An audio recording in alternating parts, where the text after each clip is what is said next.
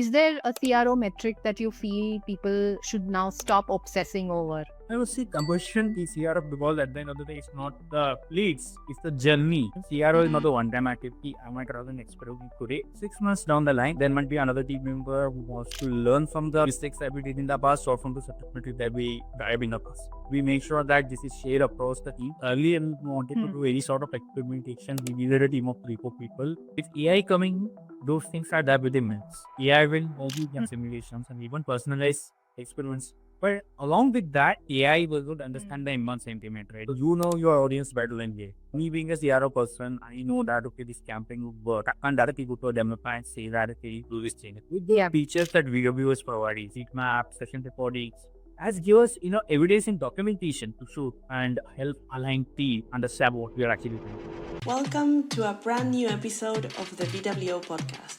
Recognized as a finalist in the CMA Awards 2025 for Best B2B Podcast. With hours of in-depth conversations, we talk about using CRO to deliver what your users want, while also driving long-term growth for your business. Before we speak to our guest, here's a very quick overview of what we do. VWO is a leading experience optimization platform that enables you to gather in-depth user insights and build winning experiences across your website and mobile app. VWO Copilot, our AI champion, handles the heavy lifting of suggesting test ideas, creating variations, and finding insights, so you can focus on making strategic decisions that drive growth. Now, without further delay, let's jump right back to this conversation. Hello, everyone, and welcome to Behind the Wins by the VWO Podcast. I'm Niti, and I'm the editor in the marketing team at VWO. I'm super excited today to be speaking with Vinayak Purshan. Vinayak is Associate Marketing Director in Digital Marketing at Cashfree Payments. Cashfree Payments is India's leading payments technology company, empowering over 800,000 businesses with fast and secure payment solutions. At Cashfree, Vinayak spearheads website management, SEO leadership, digital marketing innovation, and content strategy. He combines expertise in social media, paid acquisition, analytics, and various tech platforms to build integrated, data-driven marketing systems that strengthen Cashfree's presence and also accelerate business growth. As part of his journey, Vinayak and his team have also been leveraging VWO to embed experimentation into their digital strategy and unlock meaningful wins. I'm very happy to explore Vinayak's CRO experiences and his overall journey. Hey Vinayak, welcome to the VWO podcast. How are you doing today? I'm doing fine. I'm perfectly fine. It's a real pleasure to be here and join the conversation today with you guys. Awesome. Awesome. Do you, Vinayak, have some sort of a ritual that you do like on important days, like something that you like to do before you are maybe starting something important or going on some new adventure or something? No, not really. So every day is same for me. I don't follow any of special rituals that I generally follow because all my day are the same. So yeah. Ah, okay, okay. And I was thinking like when we were kids, the options that we had in terms of what we could think of that we would like to be when we grow up were pretty limited, Yeah. right? Like, I don't think CRO sort of existed, and even marketing, the entire landscape of it as it is now, didn't it didn't really look like that at that time. Yeah. So, I mean, I don't think any kid would anyway say that I want to grow up and become a marketer or anything. So, what was your idea? Like, what did you want to do? So to be very honest, I came from a retail background, right? My dad has a shop, so from an young age, I Ah, was okay. exposed to marketing. When I was a kid, like Wow. just 5 years old, I used to sit with my dad in his shop and like interact with people. And that is where I found that okay, I'm good at talking to people, interacting, and that is where I built some interest on the marketing side as well. Actually, from a Hmm. point of view, I'm a be computer science engineer, but yes, but Okay. it pulled me towards the marketing side a lot. So, Oh, wow. Okay, okay. So you've been very clear and from right from the beginning, like you've had your eyes set on this. yes. Wow, that's amazing. I think my trajectory went from like teacher to like choreographer to like something else, and then okay, somehow I landed up here. But Yeah, great to know your background and how your journey has been. Um, and has there like been some sort of moment in your CRO journey which has made you feel like, yes, this is exactly why I love doing this? So, as a marketer and as a CRO person, right? So, the one thing that aspires me is like experiments. Like, so the moment you do things that you already know, it doesn't excite you, even in your career and also in your life, right? So we can go for Hmm. a bike ride and we don't know how the roads ahead of you is. So Yeah, we do yeah. know that okay, it's a simple straight road, no potholes, nothing. It doesn't excite you to drive, right? Same thing applies for True, marketing yeah. as well. So when you do CRO, we are actually playing with the user sentiment, right? So we are trying to understand what the user is actually looking for, and each person came Yeah. from a different point of view. So that Hmm. is what excites me because the strategy that works for me for an X audience would not work for an Y audience for me. So that's what Yeah, we yeah. keep you to be on your toes and try something exciting day in day out. So that's the video CRO right. Yeah, yeah, wow. Yeah, I mean, well said, really. I think the whole study of, I think, human behavior behind the behavior on the website or the app is it's so important, right, to diagnose. Cool. I think so I wanted to actually ask you because you are with Cashfree, payments is such a sensitive space, right? Because users come in expecting a lot of speed, they expect trust, they expect security right from the very first interaction that they have with this digital property.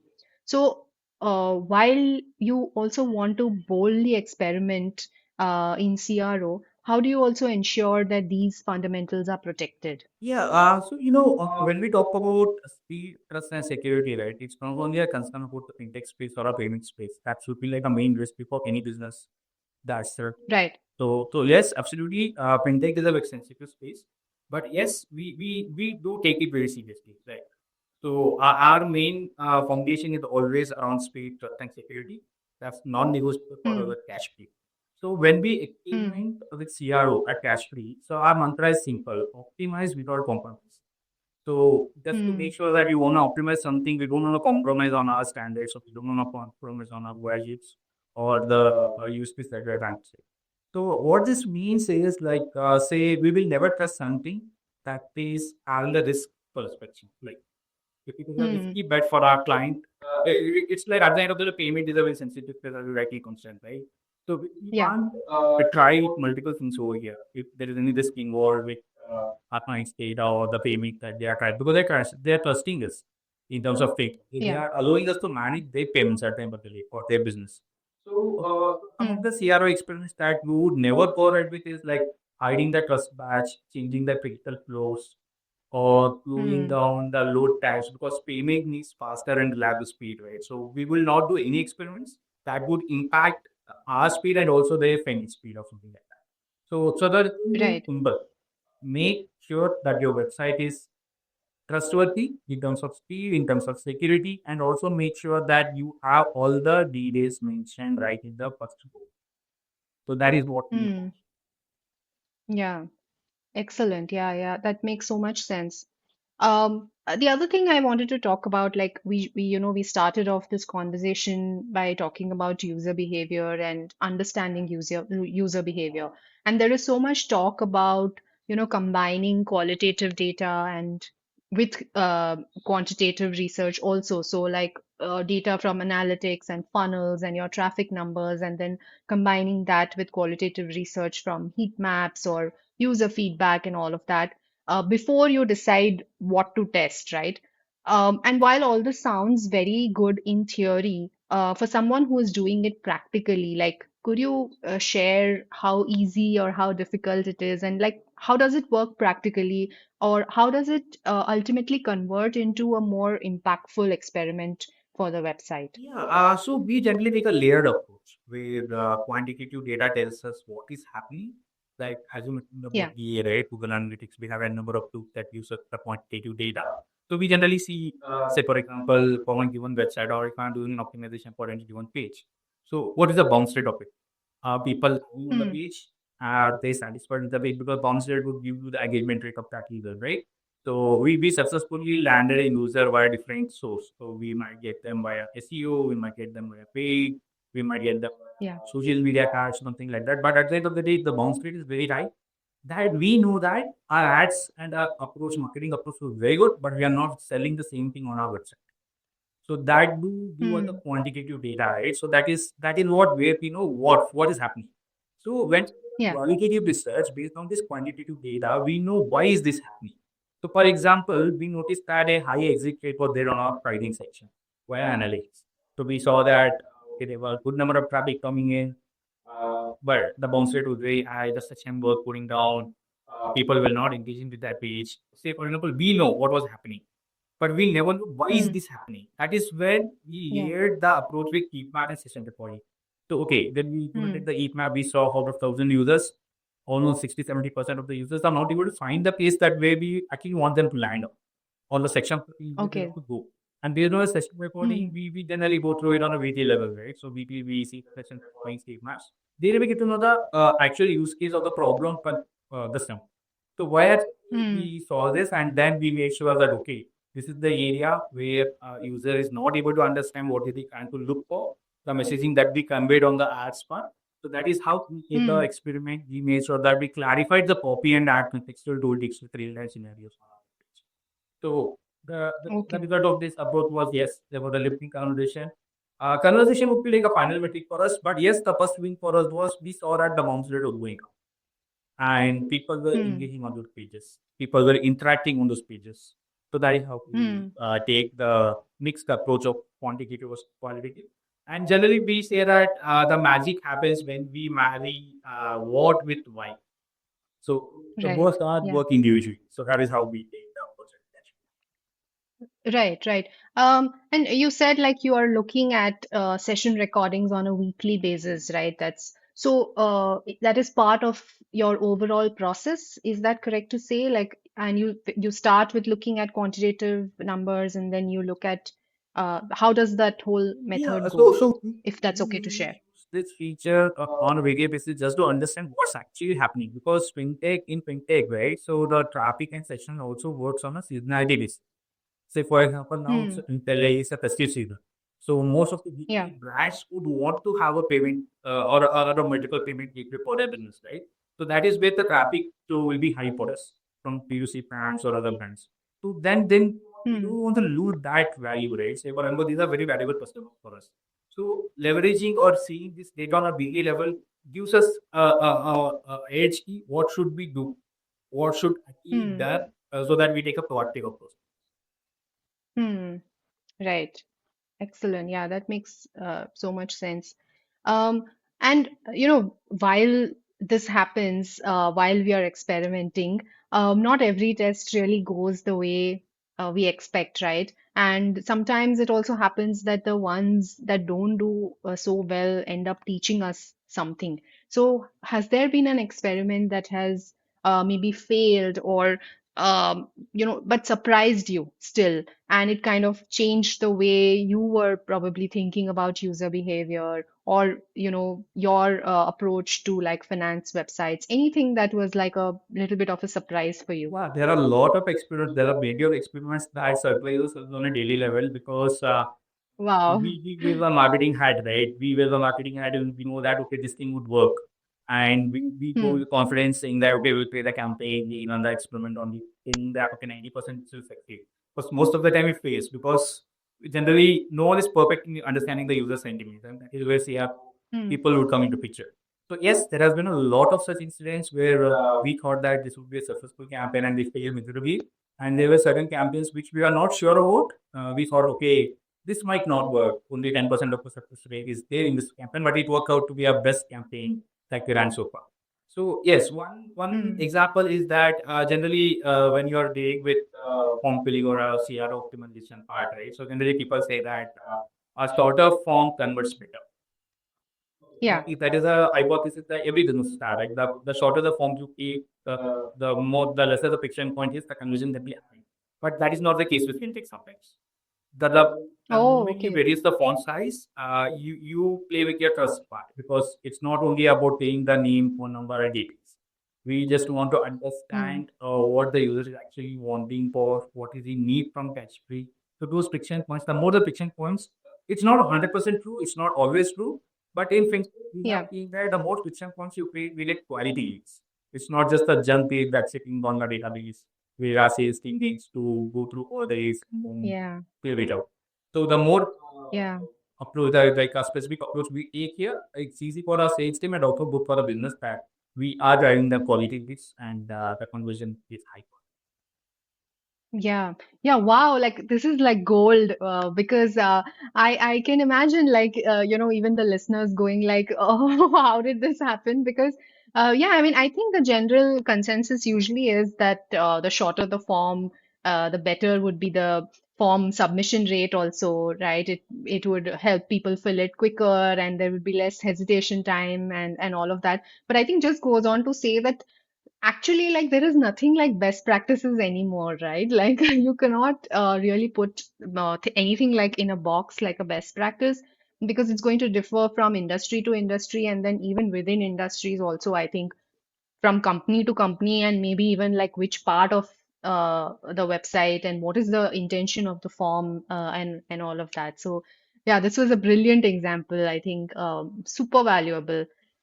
And do you have like a process of extracting learnings from your experiments so that they can then feed into like your long-term website strategy or even into your next campaign? Like, is there a method or a process that you follow? Yes, at Cashfree, we generally don't treat experiments as campaign. Every test that we are running is documented with an hypothesis, results, and key insights, whether it's a win or a loss.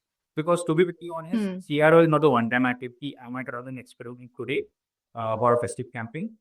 6 months down the line, I might also there might be another team member who wants to learn from the mistakes that we did in the past or from the subject that we dive in the past. So we document Hmm. this. We make sure that this is shared across the team, across the marketing team, so that let's say Hmm. for example, we run a campaign. We know how this worked, how the campaign was successful, but this is used as a learning curve or the product marketing piece as because product marketing team Hmm. will understand what is the USP that they want to build, right? At the end of the day, product marketers are the people who gives you the messaging, what needs to be done, what is the Hmm. product all about, how we want to sell. Digital marketing is just a channel that we use to get traffic, but at the end of the day, the USP are Yeah. communicated with the product marketing team. And with these experiments, yes, they get some insights, they get a really valuable insights, and that is how we maintain a record of all the campaigns. Right, right. So I think I get two things from your answer. One is like how important a role documentation plays in CRO, how important it is to, have a record of everything. And the second is also that digital marketing or, the team responsible for conversion rate optimization cannot work in silo, right? It has to be a communication flow between various teams. And insights are not just for the digital marketing team, it is these insights are for various teams, right? Like again, like is there some mantra or something, some philosophy that you guys follow to make sure that various teams are collaborating for So, experimentation? generally, we have a practice at Catchplay that every month we have a all hands meeting specifically for marketing, where we separate small wins, where we celebrate awards for our peers, like if they are running an exceptional job in there, because that's a way of encouraging your peers also, right? So, in that way, Hmm, we don't go over celebrate only wins. We also highlight the losses and what could have been there. So say for example, like hmm, CRO, as the name itself says that it's an experimentation part, right? So we should have mindset that not everything will be passed in a pursuit. So say hmm, for example, I paid from something, I paid that app pay. So we communicate that to the team, say that hey, this is what we tried, this is what we did, and this was the impact. We could have done this in a survey. hmm, So this way, hmm. even all the teams with their sense so there is saying where there's a mantra that people say learn from your past mistakes. That is 100% true Yeah. for CRO because CRO people tend to do mistakes because nothing works as you expect, and we want our team, our peers to learn from the mistakes every day because you can't always learn from doing mistakes on your own. So you also support need to learn Hmm. from others' mistakes. So that is what we call and become it. Yeah, yeah, absolutely. So, I mean, so well said. I think it also perpetuates so much courage within the teams, right? When you hear that somebody else made a mistake, they failed, and yet they are sharing it in an open podium And I mean, it gives everyone the confidence that they are also allowed to experiment and try out and like not just push their ideas under the carpet. So yeah, I think that's a brilliant culture. And again, it also brings me to this thing of how important like culture is when you're trying to experiment, right? Like you need to have a supportive culture in the company for experimentation. Awesome. Yeah, awesome, Vinayak. And one more question is like when it comes to measuring CRO success, do you feel like there are two or three metrics at Cashfree which are most important for the team, and why would it be so? The main agenda of CRO is to get conversion. Okay, and within conversion, you have a lot of funnels, right? So, for example, a person enters the kind of flow. So, we the first touch point of in successful CRO campaign is did he sign up the form? Okay. So when Hmm. she sign up the form, when he enters the journey, is there any drop off rates in the funnel stage? So this will give us a brief understanding of where are the where should we require the friction points. Okay. So Hmm. because as I mentioned in the previous this thing, that friction points are not always bad, but it's not always good also. So if there are Yeah. unnecessary friction points, we need to take it out. Friction points is good when it's Hmm. adding value to a customer when it's giving trust to the customer. So that is the second thing that we Hmm. follow. And the final metric would be the activation metric. Say for example, if a person is signed up, he has cleared all the funnel stages, but is he actually activity is about? Because not just Hmm. sign-ups, but how many actual transactions do you think? Because in fintech, activation is where value is created. Okay, okay. Yeah, that clarifies a lot of things. Um, do you feel like we were talking just a little bit about mindset before we spoke about metrics? Just going back a little on that, we have one or two ebooks that we had published, which have done really well. Like these are really popular ebooks. We call them small test, big wins. And they talk about tests which are seemingly very simple but yet led to great results for different companies. And from whatever I have experienced so far, it's like we either talk about things like this, where simple tests lead to big wins, or we talk about like really big tests where like complex changes were tested. Maybe a very important landing page was redesigned and put to test and all that. But I feel like 70-80% of experimentation would be still lying in between these two extremes, like, right? It cannot be like it's always like this or like this. And this, to be able to sustain this maximum, like this majority of experimentation that's done between these two extremes, you do require that kind of a encouraging mindset where you're learning from failures and you're approaching each test like, with a fresh mindset while also keeping your previous learnings in mind. Do you feel like there is some other necessary attitudes or mindset shifts that teams need to, get better at experimentation, but then these are actually overlooked very often? Do you feel like is there something like that that you've observed? Yes. So when we talk about the mindset shift for a successful experimentation, right, two things comes to my mind. One is that we should Hmm. always have a faith for mindset. That we should have this in our mindset that not every test has to win. Teams need to see failed Hmm. tests as action lens. Because the moment you think that okay, all my tests are gonna pass, so you will not be having a free hand in running any critical experiments because you know you have fear in your mind that it might fail. And in this case, Cashfree has been very supportive. Our management has been very supportive that the moment we explore them, this is what we are trying to do. This is the subject metric, and I'm thinking that 80% of the time, my campaign might pay. I'm not sure about it. Hmm. Our senior leaders are always back there saying that yes, go for it. Try. If it is a Hmm. failed thing, you will get a learning. The entire team will get a learning of it. If it's a win, it's changed in this your way. So that is the first approach. Hmm. So we always have a pay forward mindset. That is what is giving us an extra cushion, saying that yes, we have a backup from our management, saying that okay, if something goes wrong, they are there to care. They are there to protect us. So that's one. And second thing is we always wear a customer perspective. Sometimes marketer over-index some metrics and forget that it's human on the other side. Who are we trying to sell? We are trying Hmm. to sell it to the humans. the person on the other side of the table, there is the decision maker, right? It's the human, it's not an AI or a bot who just runs my Hmm. experiments, who keep your some I medic oriented campaign, they'll get counted. It's a decision maker. So we generally make sure that we have an empathy-led experience because we have to the empathy-led Hmm. experience often outperform purely metric records. So Wow. these are Okay. the two main things that we generally follow in that I run an individual to support you. Hmm. Okay, yeah, makes a lot of sense. Empathy-led experiments. So, wow, that's fantastic. And other than mindset, the other important things that I would say is the tools that you are using, right? The platforms that you are using.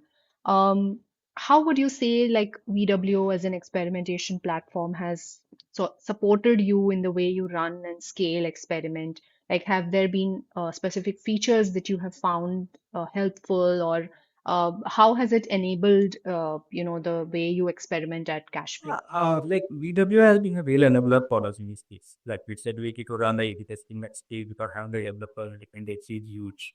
Say, because organizations like Cashfree, we are very strict on the tech part, right? Any reason that we do goes through a lot of testing because we should make sure that Hmm. no therefore or nothing wrong message it should go to our users.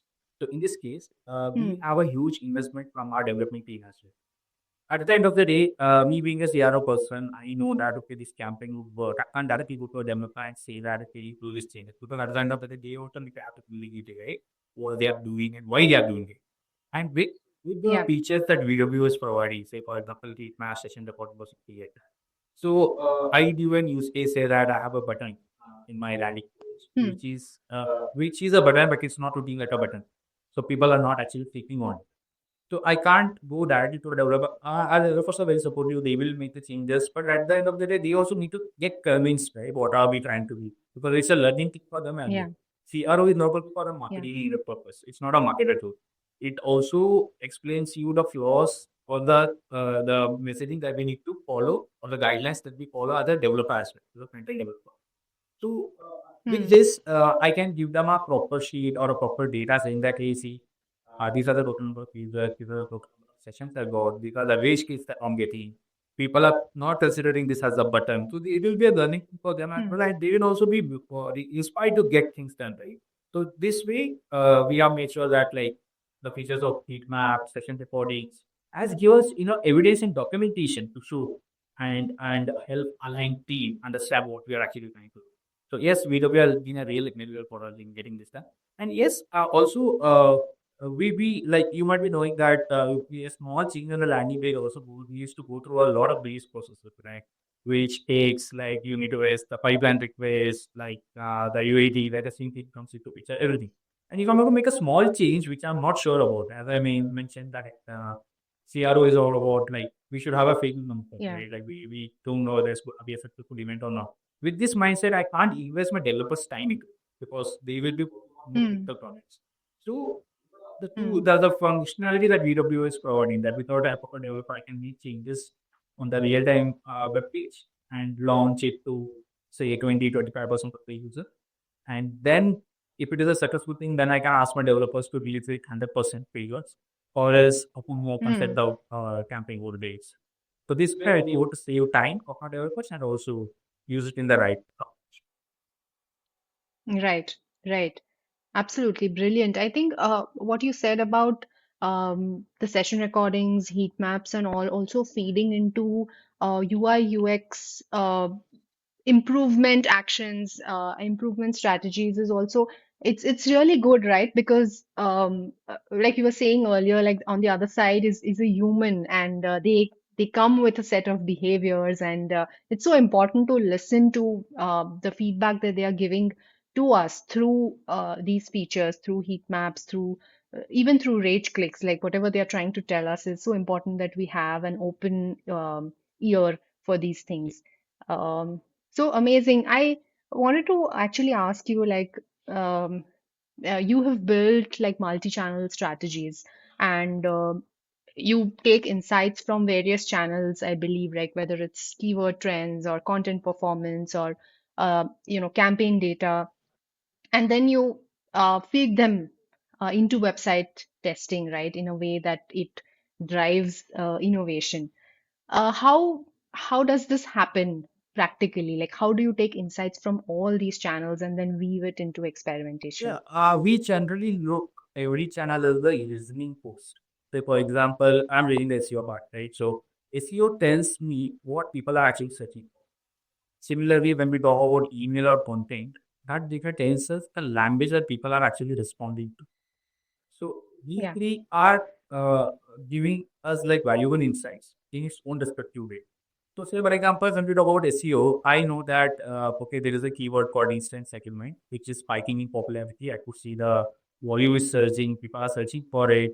Then we need to make sure that we use these trends, these data points on our actual testing purpose, right? So, for example, if instant settlement is spiking popularity, I would make sure that okay, I use this keyword on my main page because I know the hit trend, Hmm. people are looking for it, and is that particular specific keyword is not doesn't on my own page, I'm losing on a Hmm. lot of traffic. I'm losing out of the intent that I'm trying to Yeah. sell. So this way. Similarly for paid also. So we know the value props that convert, right? And this is the way that we generally do that also. Sometimes in fintech, we take to go very super formal in terms of the language that we use. And sometimes it might not Hmm. work because it's not always related to the extra call on the other side. There are some small D2C businesses also who wants a normal language tone or that they Right. want to communicate. So this helps us understand. Like say for example, we have a number of blogs. Some blogs we write in a super formal language. Some we write in a humble language, which Hmm. which we can help you to understand the concept in a layman step. And the moment we see that okay, Hmm. there are being a surging traffic, people are actually interacting with that blog, we try to incorporate that data language message. Right. Okay. Okay. Very helpful. Super helpful to know. One more thing, because we are on the topic of SEO and you've spent such a significant time there, um, with all of the AI now getting integrated into search engines and all the AEO and all of this coming into the picture, do you have any advice for companies out there? Like, how can they still continue to get the best out of SEO in the current Yes. landscape? So if you're in the SEO industry, you would have always heard like every year there's a new update coming out, and there is a lot of news in the market saying that SEO is dead. And have been doing after been Yeah. doing SEO for the last 2 years, and I haven't seen SEO going away anywhere. It's coming out here or Okay. okay. So I would say the nature of search is shifting fast. Yes, with AI or your Hmm. assistant coming in, the original Hmm. ranking are less visible. So because in today's Hmm. state, if you search for any given keyword on Google, technically if you're ranking in the number one position also, you need to scroll one or two scrolls to get to the number one organically. Because the top food is there, Yeah. touch it with the page is there, something the yellow overview would come, and then Yeah. the real estate for organic is very low. But it doesn't mean that SEO is completely off. Okay. So Hmm. whatever topics that we say, right, the AU, GU, the LLM models, so everything is optimized around the core principle of the SEO. The moment you have a solid, Hmm. strong SEO setup for yourself, if it will backlinks, let it be your site structure, let it be technical structure. So these things are the one that contributes to the AI results as well. So I would say stick to your core principles of SEO, but have an eye see what's happening in the market in terms of AI. Okay, when you want to rank for AI would use right for LLM models, the trend that is happening is the more the band mentions you have, more would pick Hmm. up the results. And what actually the band mentioned? Band mentioned is the technical techniques. Indeed, nothing but he SEO terms we call it a batting. The more batting, the Backlink, more correct. batting you get from a branded site, a more trustworthy site, and the AI will start picking up that results. And where batting coming from? SEO, and it has been in the industry for the last 10 years. So one of the biggest thing is that's the shift mindset shift. Yes, the only one thing that I would say is the intent from a keyword search to a transactional intent or a conversational intent keyword. That is the deal here. Yeah. So, say for example, if I'm looking for a payment gateway, I might not try because the payment gateway as a keyword might have a 44,000 volume. But at the end of the day, I don't know what is the intent of the user. But if I'm actually looking for Hmm. a payment gateway service, the only keyword that I will search is how do I integrate payment gateway to my website. The volume will be 10. Hmm. The volume will be very minimal, not even 1% of the actual payment gateway volume, but the intent is super high. If I'm searching for Hmm. conversational intake keyword, say, how do I set up a payment gateway on a website? That means I'm actually looking for a solution. And here is what the game is. You need to be making sure that your website is present over here. And not that if I'm asking for how do I set up a payment gateway, you don't explain what is payment gateway, how it works in the background, nothing. You just need to be on pinpoint with a proper structured data, with a proper FAQs on the website. You need to explain what is that you need, what is that you need to do, Yeah. and how do I implement that. That is where the conversion happens. So, Yeah, yeah, true. So well explained, Vinayak. Thank you for this. You said like so many things have changed and yet nothing has changed, and like SEO fundamentals remain the same. And if that is solid, like you can still win at SEO. But with whatever keeps shifting at such a accelerated pace, how do you keep yourself, up to date with everything that's going on in the industry? Like, is there some specific resources that you follow? Some rituals that you like to do on a weekly or quarterly so basis? definitely what we marketers generally do is we have a loose kind of networks, right? So nowadays people are Yeah. more on sharing data, not data, I would say sharing their knowledge and experiences that we have. We have a lot of Hmm. forums, we have a lot of groups where people invite us and subject matter experts and they will try to explain what they have done. And that those things are like an actual learning mind that you have. So, so Yeah. for example, I get enrolled in multiple digital marketing groups where a Hmm. company X has run some campaigns and they will be very happy to share the success rate that they have done, the success campaign that they have created, and also what went wrong. These are some of the learnings that we need to take. And also, there are multiple resources available on the net nowadays, right? So, where there's a article for SEO, a journal, you picking like multiple LinkedIn posts where subject matter expertise are posting their experiences. So the True. other Yeah. Yeah. marketer, it's a constant learning thing with the you should always spend at least minimum 30 minutes to 1 hour to learn new things, read about articles, what's happening in the market, and it can do like in your Hmm. commute time as well. Right? In Bangalore, if you're in a cab, right, instead of just sitting around or some doing something, or listening to some listening to Hmm. podcast or market leaders or like the same what people have done. So that way you can always be top of your game. Hmm. Hmm. Awesome. Thank you so much for sharing that, Vinayak.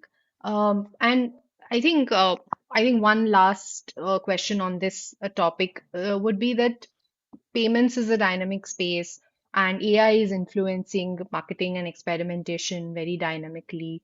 The pace is only likely to accelerate, right? The pace of experimentation with AI coming in more and more in this landscape. So, how do you see marketing or experimentation within marketing evolving over the next few years? So yes, AI has been very helpful if you use it in a right way. Because earlier we wanted to Hmm. do any sort of experimentation, we needed a team of 3 4 people. Where 1 to 3 person would do the research, where one person up to a campaign strategy, everything. With AI coming, those things are done within minutes. Like AI will help you generate Hmm. hypotheses, run simulations, and even personalize experiments in a real-time way also. Marketing shift Hmm. from days where we had to, for just for the setup purpose, we need to spend a week of time to like running near instant experimentation time. So I just use AI to help me understand what is the strategy I need to do, like this is the vision I have, this is the results I want to achieve, and AI will help you out on that.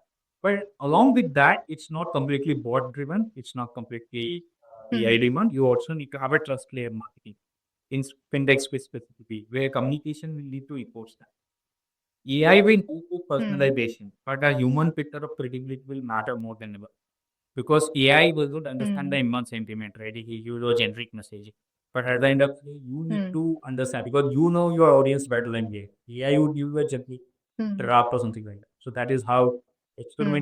experimenting at a speed of AI is one, and also we need our trust layer marketing where you should not 100% rely on AI, but you should always have a human touch to add that human value. Hmm. Hmm. Wow, yeah.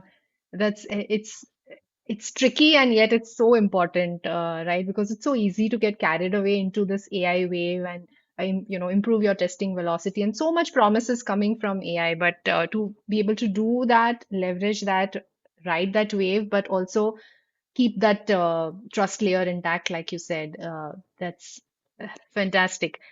Um, And is there something you're currently learning, Vinayak, like whether work related or on a personal front? So every day is a learning thing for me as a marketer because now you mentioned about the SEO thing, like AI has recently come off. Like I've been doing SEO for the last 12 years, and like with the core principles intact, we try to leverage multiple things. Say for example, how do I get my usability improved on LLM models? So for example, in CRO also.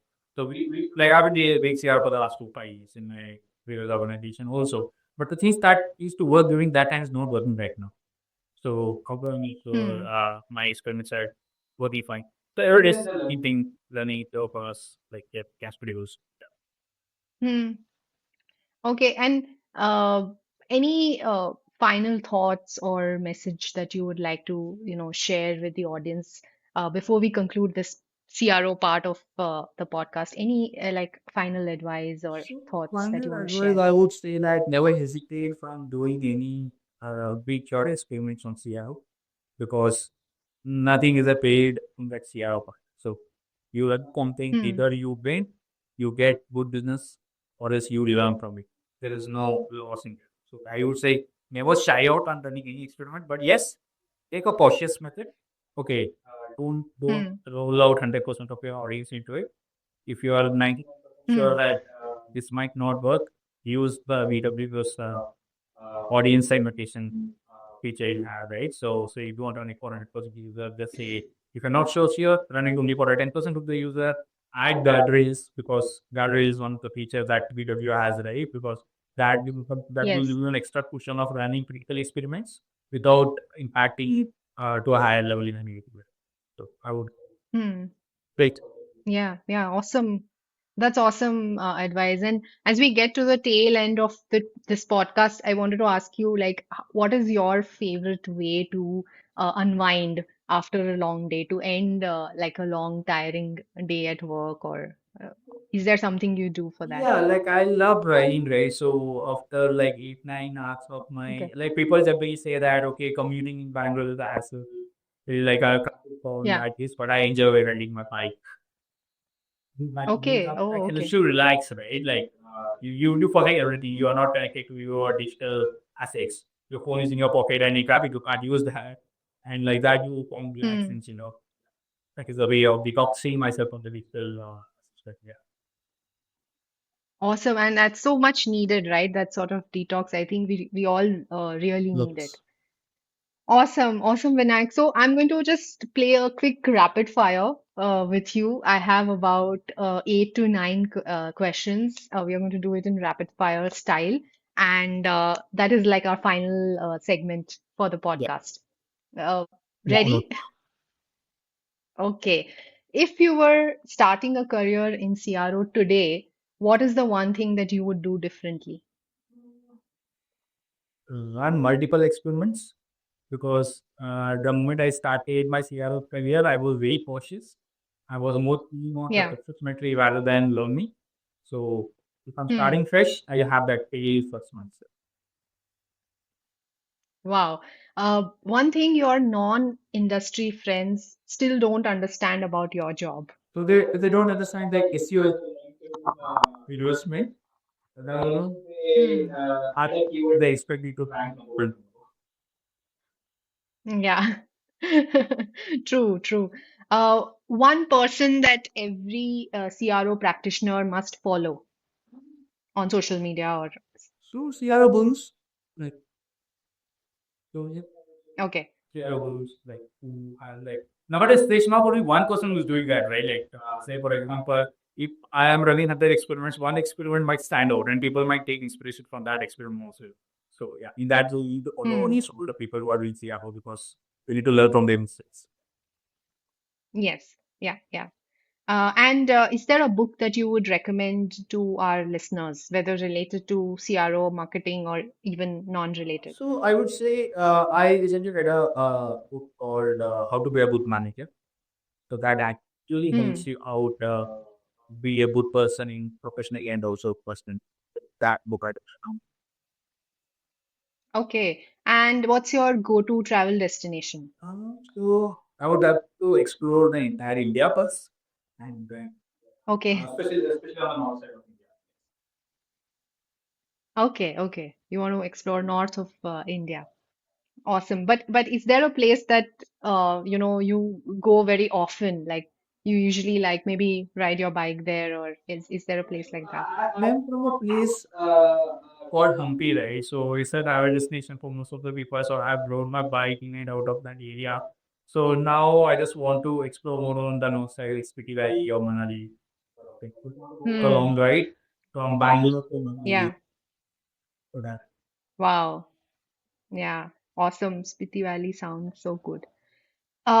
One thing that you feel AI will completely take over in the next 3 years. so manual work.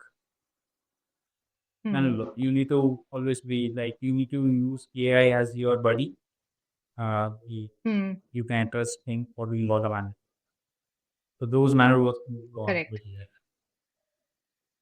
Yeah. Yeah. If not CRO, what other profession would you have chosen? I would have been a developer. Because being a computer science Okay. engineer, my first love is always source for development side. I love writing books and everything. Oh, okay. I would Hmm. love to be a developer. Fantastic. Is there a CRO metric that you feel people should now stop obsessing over? I would say conversion is here. Conversion is a metric that you need to stop stressing about because at the end of the day, it's not the leads, it's the journey. You need to understand the journey. It's not only the results that matters because Hmm. conversion might come today for your business, but for tomorrow you need to understand the journey of you got that conversion. So what the Hmm. traffic, what's the traffic quality, the user behavior, the sentiment of an user on your web page. So we need to be more focused on that because that indeed, if you Hmm. tap that area, you will get the conversion of it. Hmm. Yeah. Yeah. Yeah. Awesome. So cool. That's so cool. And a personal goal or a dream that you'd like to achieve in the next 3 to 5 years. I would say I just wanted to be one of a renowned digital marketer in the industry with expertise in CRO, SEO, and everything. Beautiful. Amazing. We wish you the very best with that and sincerely hope that this dream comes true. I'm sure it will, actually. Thank you, Vinayak. Thank you so much for taking out time to talk to us today. I had a lot of fun talking to you, and I genuinely learned a lot today also. So, big Yeah. thank you. Big Thank you. thank you Thank you for for that. inviting me as well. It was a privilege talking to you about my experience and experience working at CRO. Thank you. Thank you. Thank you. Awesome. And thank you to all the listeners who will be tuning in for this episode. Thank you, everyone. Thanks.